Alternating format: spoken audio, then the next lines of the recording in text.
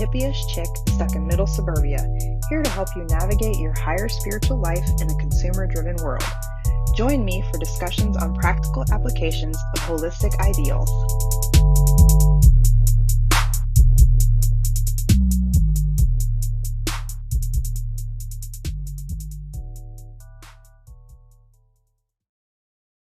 A misfit. Oh my goodness. Definitely. I think in a lot of ways.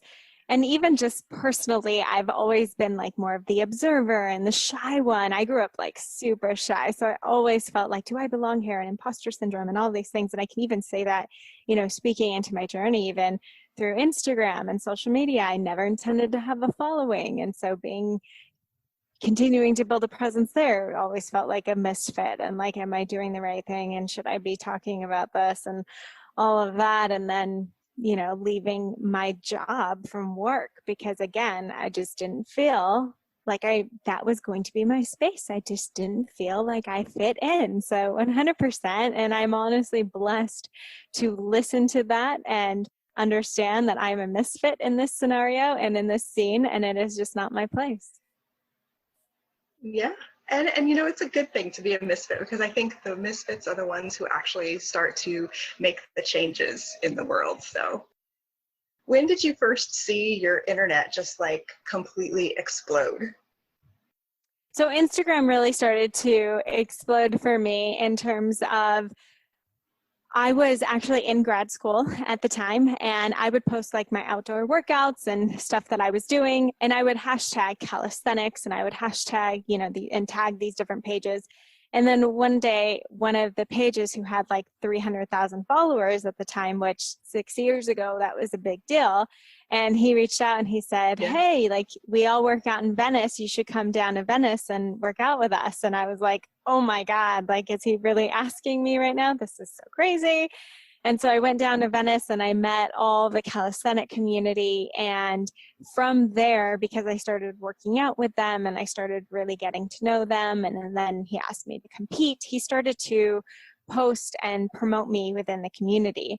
And within that space, I just started to naturally get followers. And so I started to realize, oh, maybe I should just post about my calisthenic journey and what I'm doing to train and how I'm doing, to get into competition mode and everything. And so I just started to really post in that sense.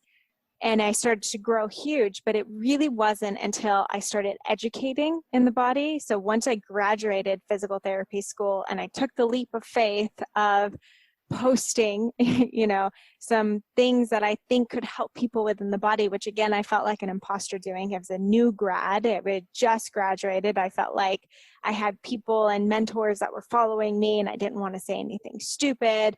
But the moment that I started educating on just what I know, that's when I really started to explode on Instagram. And I'm so incredibly grateful because it just continues to show like, people wanted to learn more than being impressed with the body. People really wanted to learn, and it made me so happy. Definitely. And so your version of physical therapy is different from the traditional physical therapy where you go into the clinic and you do, these exercises for 20 minutes a day and you come in 4 days a week for 6 weeks and then you gradually, titer down and things like that. And then you're discharged and you're all better. You're cured. You're good.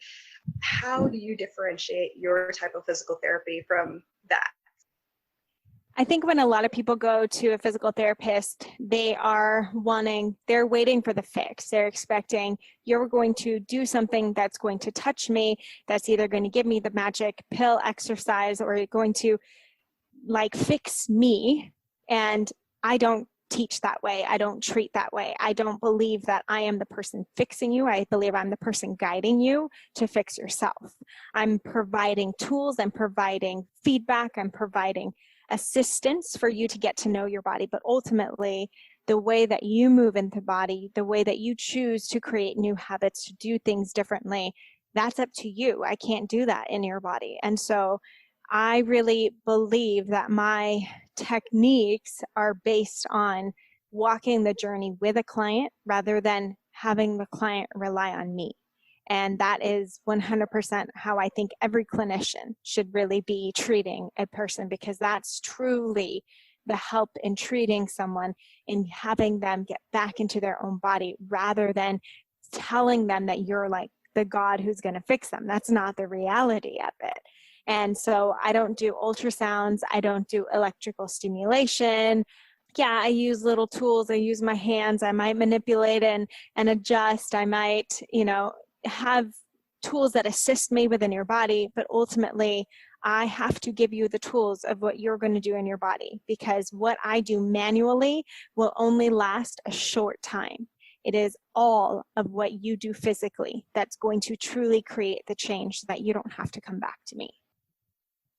I 100% agree with that. I'm a massage therapist, and I find that a lot of times people will just come to you for the quick fix, and it's great for my business, but they just keep coming back, and it's so hard to teach them to care for themselves and do their homework. And have you found it any specific way that you've been able to kind of like shift that mentality so that people are starting to care for themselves on their home time? Well, going out of the clinic now, I don't take insurance, and I'm a lot more expensive to pay for and to come see. And so if you're going to be paying into your body and a premium price more than you would at a normal physical therapy clinic, you're going to be committed in a way that you never have before. And so I'm usually getting people who have been to every other chiropractor, every other PT, and no one has fixed them yet, because they haven't realized that that's not the goal. All these people aren't trying to fix you. They're trying to facilitate you into your body. And so by the time they're coming to me and paying, they understand that they have to do the work. And I'm not, and it's going to cost way too much to come to me 3 times a week or even once a week forever, right? So you have to do the work in what I'm giving you in order to start to progress, so that you don't need to see me anymore. And so really my goal is to see people 4 times. And then if we need a follow-up every month, every other month, like that's okay. But my goal is to really get you independent in your own body as quickly as possible, and to have you learn and start to just learn these things and realize, so that you can start to take control and actually know, like, oh, this pain is starting to happen, probably because I'm neglecting this. And it's usually what we're neglecting in the body and we're not adding in, rather than the fix, right? So it's like, if you're tired and you're yawning, what do you need to add in? You're probably neglecting getting sleep enough. If your stomach is grumbling, it is just another way of talking to you. You're probably neglecting food and eating enough. So it's like, pain and signals in the body is the same thing. It's signals as to how we start to talk to our body. What am I neglecting? What mobility exercises could I be neglecting? What breath exercises? What strength exercises could I be neglecting that I'm not adding into my body? And when we start to think about it that way, we start to become, way more aware of our environment, of our body, and we're able to take care of ourselves and actually feel empowered to help ourselves. Yeah, that makes total sense. And is that why you created the mobility method and the optimal body?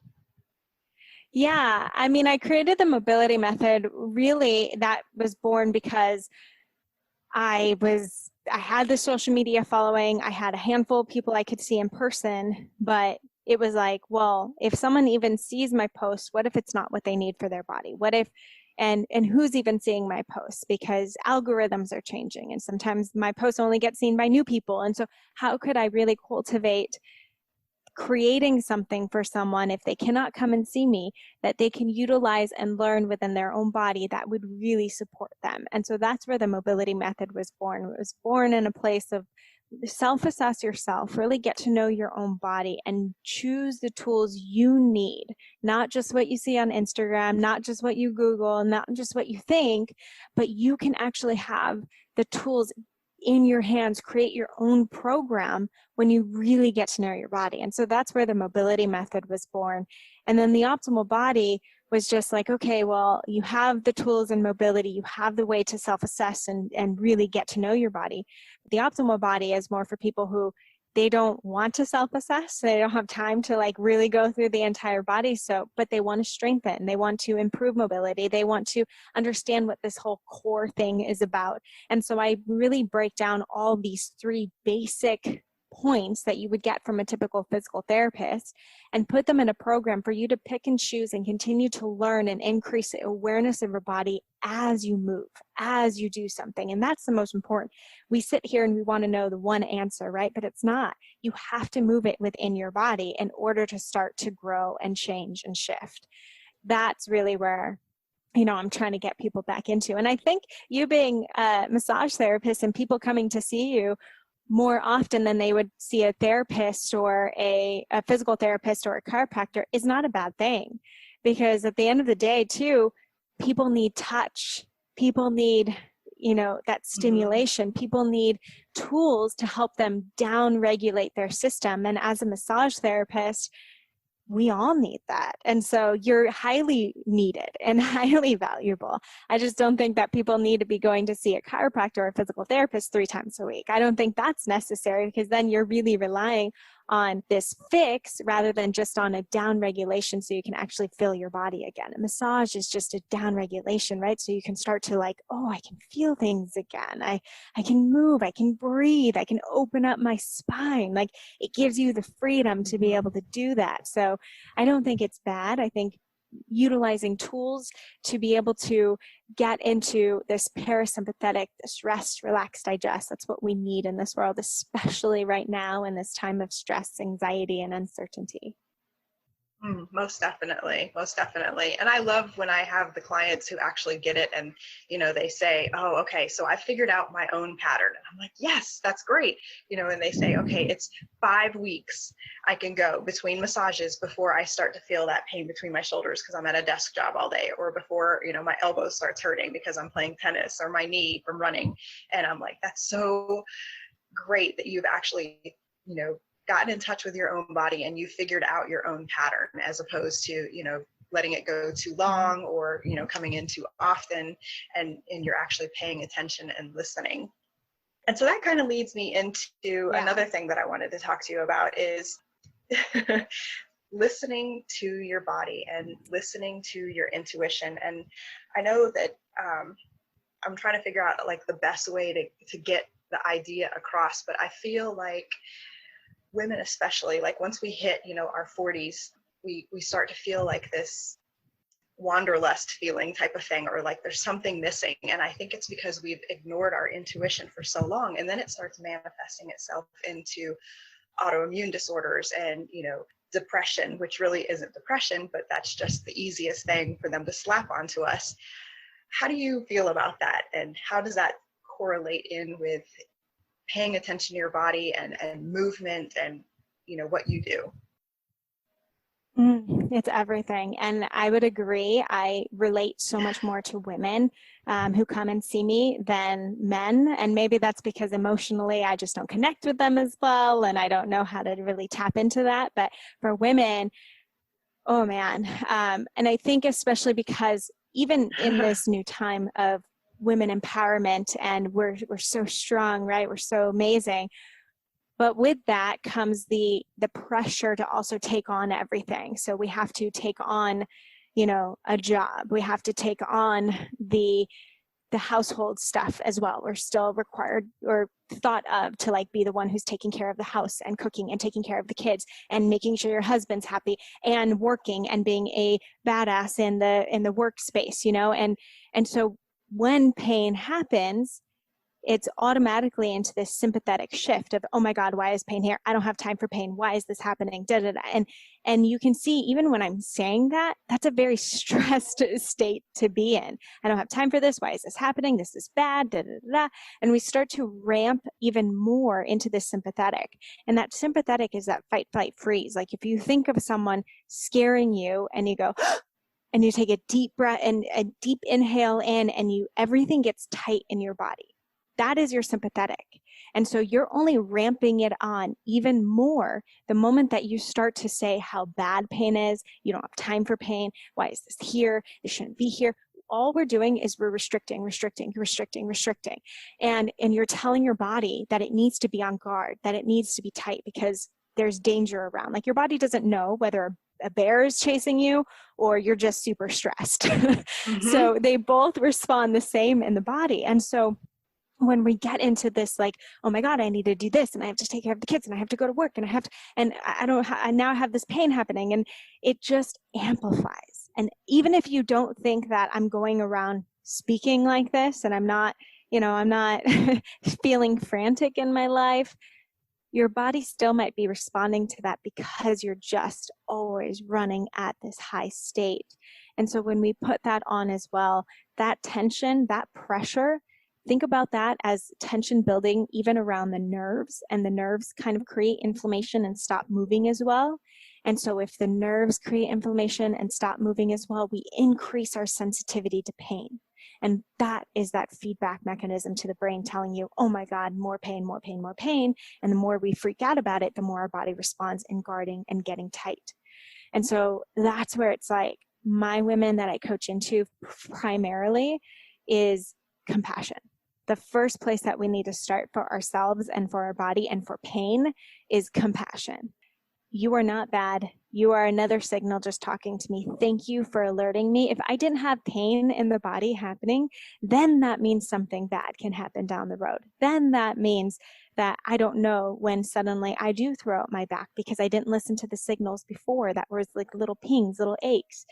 So your body having and experiencing these pains is just its way of talking to you and trying to alert you that something is happening, and it's a good thing to be able to feel it. I know it's crazy because, again, I get that you don't have time. I get that you don't understand what's happening. But when you start to at least just acknowledge it and thank your body for even being able to experience this, for being able to alert you, for being able to protect you, for feeling the need to protect you, when we start to have just a compassionate way of thanking the body, we automatically drop those.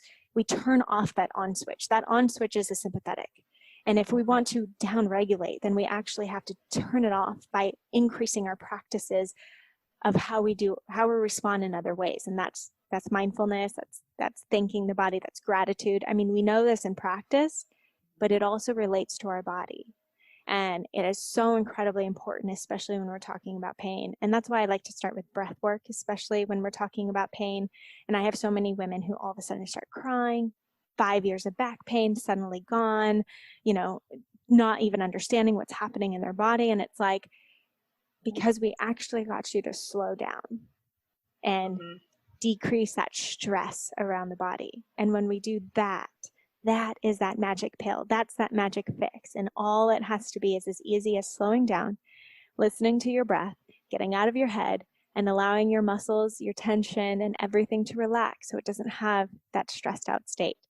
And if we can start there, like, you can then start to move and build upon strength, build upon mobility, build upon other things. But it starts at the breath, it starts at compassion, and it starts at gratitude.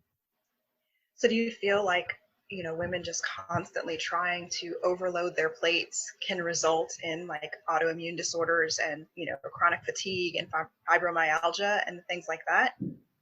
I do. And I think it is, like you said, going back into ignoring intuition. Well, I'm supposed to be doing this. I'm supposed to be doing that. Oh, well, this makes this person happy, so I'm going to continue to do that. I mean, how often as women do we want to nurture, we want to take care.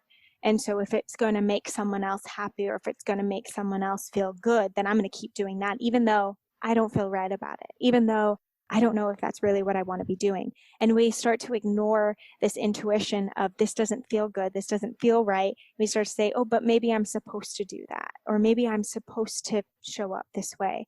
And we go into these patterns of thinking what we're supposed to do and neglecting, completely listening to our bodies, completely listening to us. And I think that is where these underlying autoimmune system issues really start to creep up, like more than just pain, but deep autoimmune gut issues. And it's hard to really get people to understand that, but I've talked to so many women where they all of a sudden, they're like, the moment that I filed for divorce, my autoimmune system, like, all of my diseases went away. My doctor was shocked because it wasn't the medication, it wasn't all this other stuff that I was trying. It was the moment that I filed that it went away. And it's and not that you have to like leave your husband and do all these things, right? But there is an underlying intuition that you get to come back to and really say, am I doing this for me? Or am I doing this for someone else? Am I doing it because I think that's what I should be doing, because I'm hoping and I'm like, oh, but you know, my boss said that this is a possibility, so I'm just going to keep doing all these things and in hopes that I actually get to do what I want to do. But you're ignoring, you know, all these, it goes so far. And so really getting clear, and we can talk about how some ways that I can recommend people start doing that, is so important, because especially with gut issues, like I've had a twisted colon, I've had shingles, I've had other things happening, and I've talked to friends who have disc issues, and you know, things happening in their low back that 100% it relates to what's happening in the time of their life and the stress and the stuff that they're not listening to or paying attention to. Mm-hmm. Yeah, that's so true, because for me, I feel like, or my opinion is that, you know, like with autoimmune issues, it's at the base of it is just trying to be, not even if you have anything promised to you, you know, like your boss says that he's going to give you the raise, or, you know, you're going to get this, or you're going to get that. But I think at the very base of it, it's like we all want to be good girls. You know, we all just, you know, we want that title given to us, and that's given to us at such an early age. Like, oh, you're such a good girl. You ate all your food. Oh, you're such a good girl. You're crossing your legs, and, you know, you're doing this, and you're ladylike. And, you know, I feel like the autoimmune stuff it's where your body is attacking itself. It sees itself as the enemy. And if you're constantly ignoring your intuition, then your body is going, oh, well, if my intuition is wrong, then let me attack it. Let me kill it. And then you're starting to just like eat away at yourself and kill yourself internally. Yeah. You think? I mean, yeah, the moment that I realized, when I got shingles, I got to say I was lucky. I didn't have pain that came around with it. I just had the rash.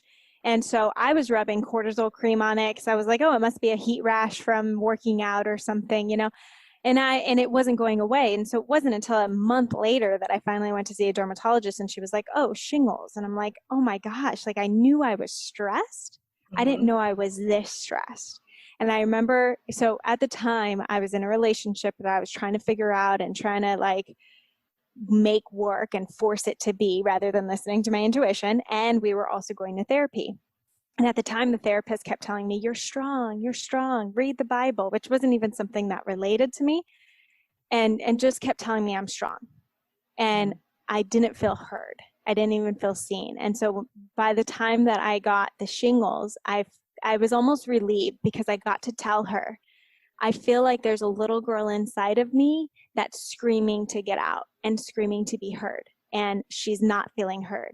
And even to today, it like makes me emotional to think back, but that's how I felt. I felt that I'm getting tears I was too. like screaming, you know, and no one was seeing me. And I'm like, I'm going crazy because people are saying I'm strong, I'm good, like everything's perfect. But I wasn't feeling that way. And I think that happens for a lot of people, where we just end up having to stuff it down because, oh, you're strong, you're good, like look how good you have it. Where it's like, but that's not what I'm feeling. And I don't feel seen. And it's that feeling of not feeling seen, not feeling heard, that can drive a lot of issues. Yeah, I agree. So you had said that there was some things that we can do to help turn that tide. What are they? I believe everyone has to kind of create their own practice on their own and really get to know this. But I could say for me, the moment it shifted is the moment that I stepped away from that relationship, because I was like slapped in the face with some information that really woke me up. But I was so grateful for it, because it immediately created this shift that was like, oh my God, I knew that. Like, I didn't know it was what it was, but I knew that something wasn't right. I knew that I shouldn't have been here. And it was this immediate moment of freedom and trust. Like, I can trust myself. How good does that feel? I can actually say, this intuition, this uncertainty, this feeling of like, something's not right, this feeling of going crazy, that gets to be heard, that I'm not going crazy. Right. I'm actually feeling something. And so coming back to this this trust is so incredibly important. Like, you don't have to judge what you're feeling. You don't have to judge what, like, if you meet someone and you just feel like the connection's not there, it doesn't mean they're wrong. It doesn't mean you're bad. It just might mean the connection's not there. And you get to trust that, because if you start to force connection, if you start to force a relationship that isn't meant to be, that's where it starts to hurt you, it starts to hurt the other person, and you start to put expectation and pressure on something that is not meant for you. And that's where it could start to push down your intuition, push down your trust. And that's really what it started to do for me. And so after that moment, I started journaling a whole lot more. And it was so helpful. And I was never a journaler. Like, I would pick up a journal, maybe do it for 5 days, and then be like, oh, I forgot about it for a while. And I didn't put pressure on myself that it had to be every day. But I did say, okay, I want to, if I kept it right by my bed. So if there is a dream that I continue to have, or a nightmare from the past, or whatever it may be, journal about it. Where is this coming from and why? And when the moment that you just start writing, you realize that your hand just goes, and it starts to bring up other things you might not have even thought about. You might not have even realized why you were having that dream. And so it's really interesting, especially to keep the journal by your bed. I still have a journal by my bed to today in case I need to write anything when I wake up. And then besides that as well, it's really like, if you're feeling so uncertain, if you are feeling that little girl inside you is screaming to be seen, write it out. Write out what situation you're in, what you're feeling, and then say, okay, if my significant other's opinion didn't matter in this situation, how would I feel? And what would I be doing? If my parents' opinion didn't matter in this situation, what would I be saying? What would I be doing? If my friends, like, you start to pack on all these people that you might not think you're afraid of judgment, but you might be underlying in the surface. Yeah. But I mean, we all want to be loved. We want to be liked. We want to be accepted. And so if we can just take off all the people that might play a role in this scenario in our life, what would you be doing? How would you be feeling? And what would you want to be happening?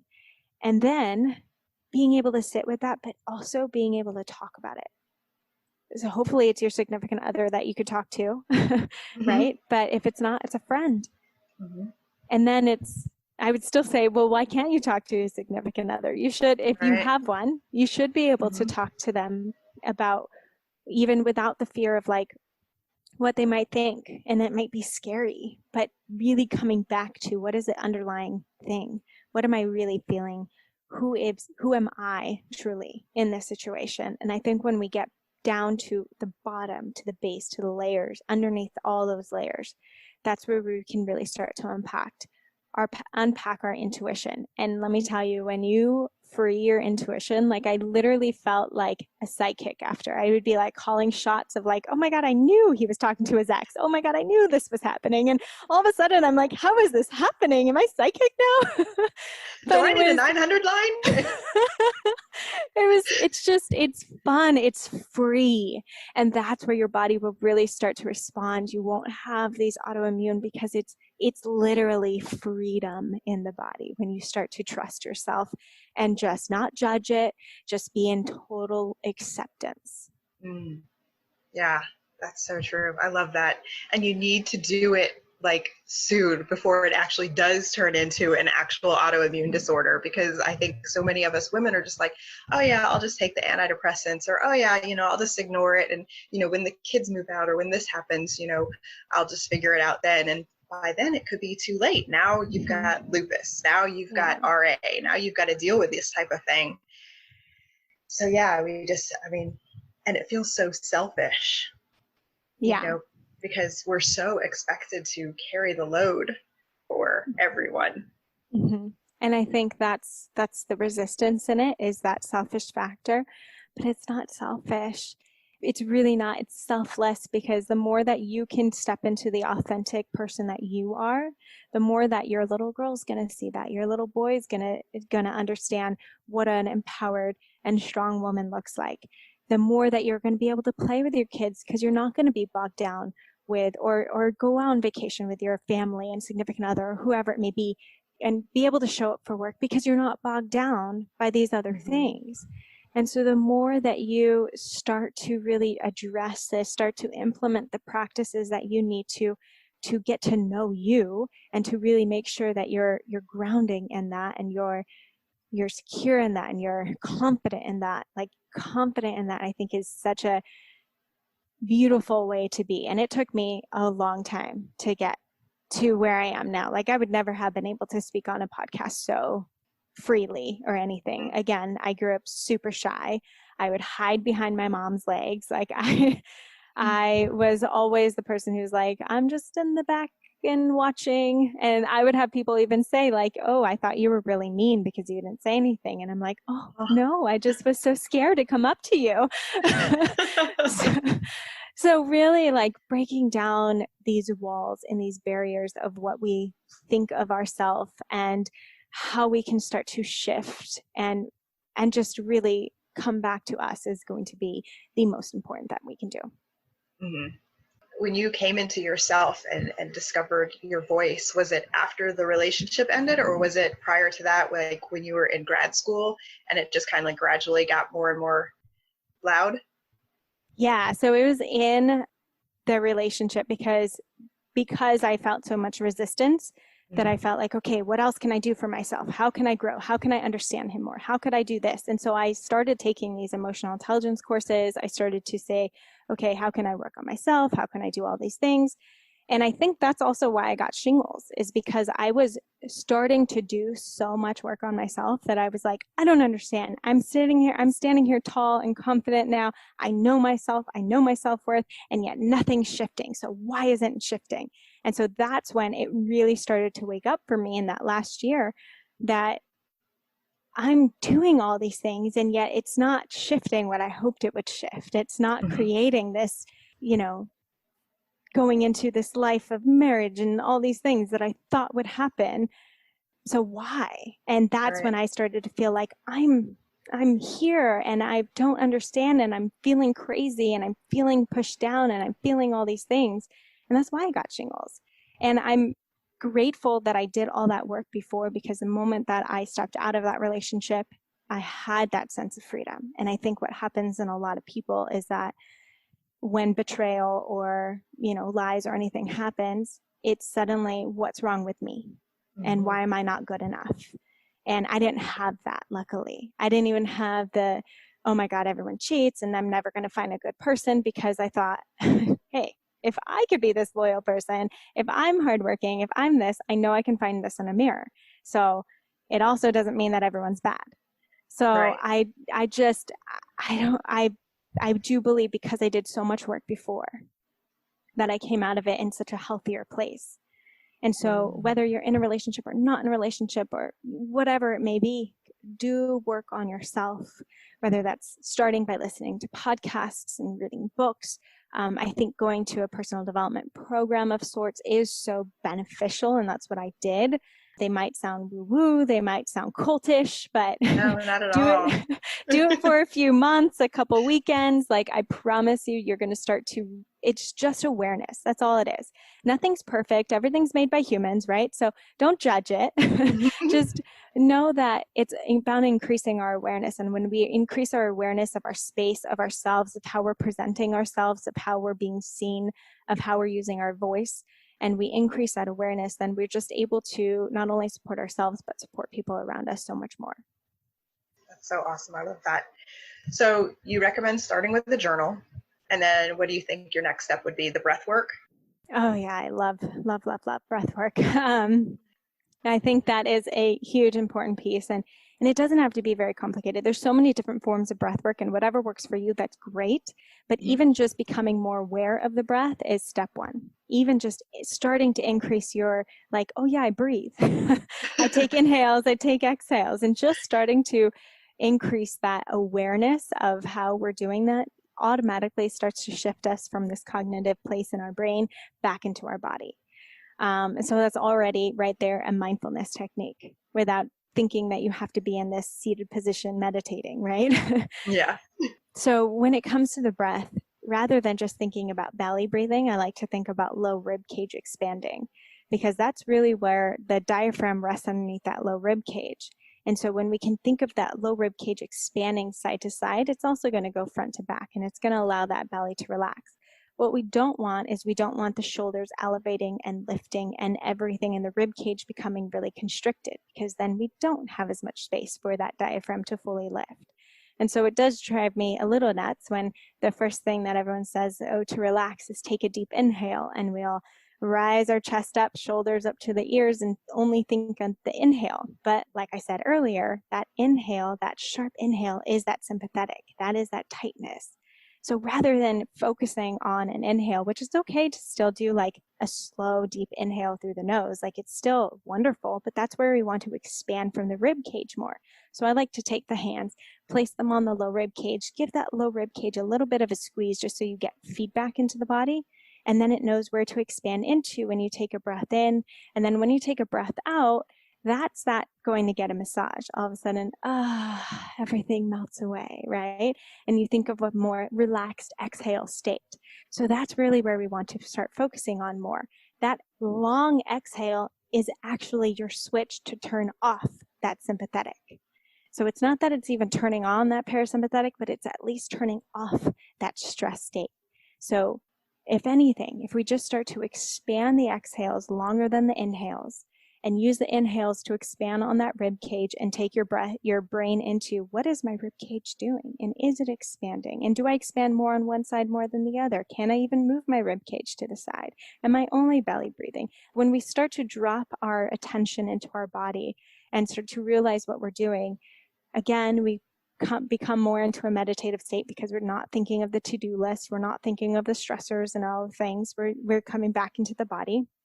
And when we increase that long exhale, we automatically turn off that sympathetic and we switch into a more relaxed state, a more parasympathetic state.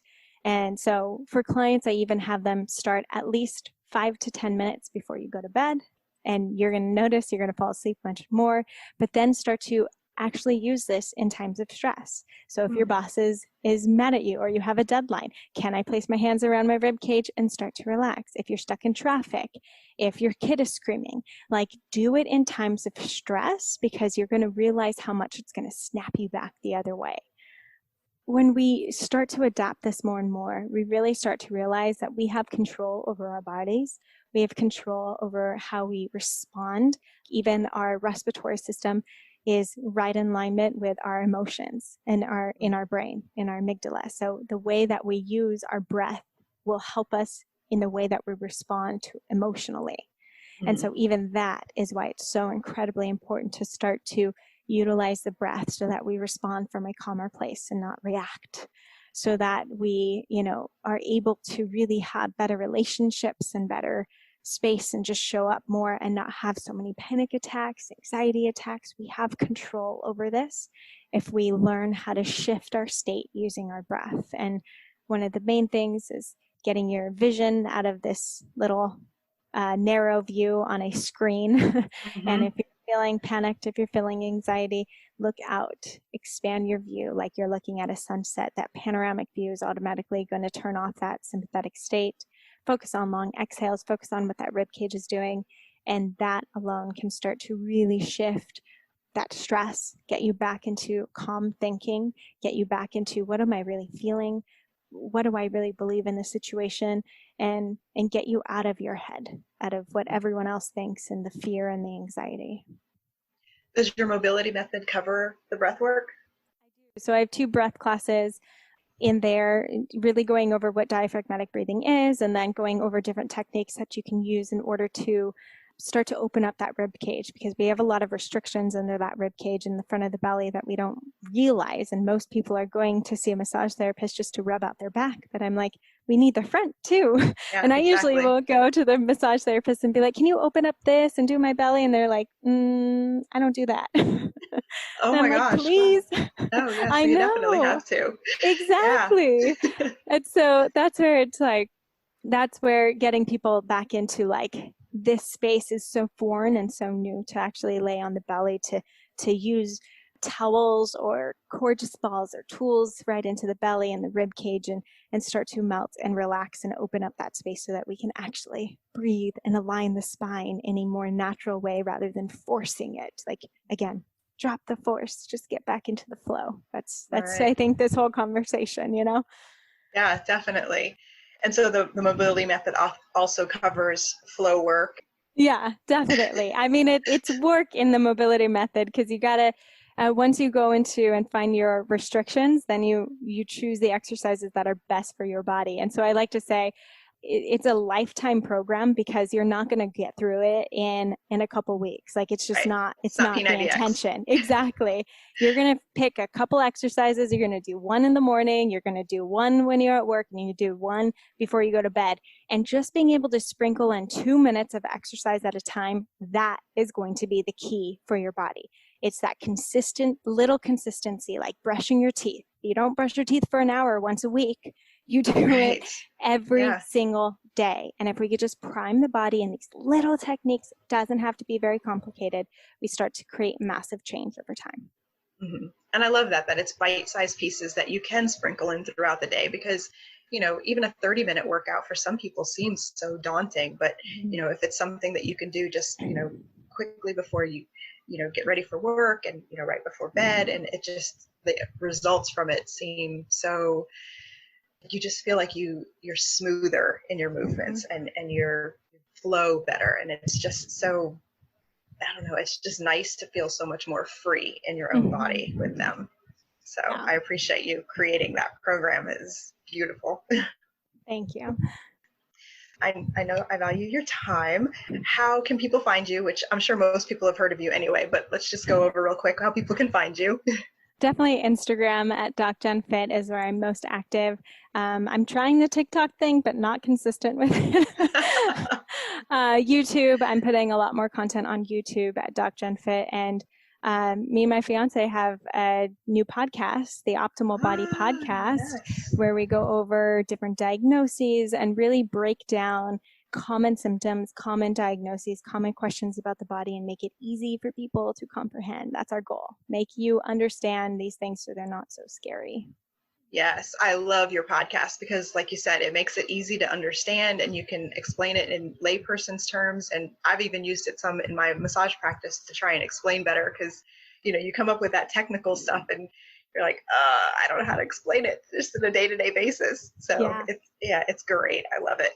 Thank you. No, thank you. So thank you so much for spending time with me today. I really appreciate it. It was so encouraging and so informative, and thank you. Thank you for having me.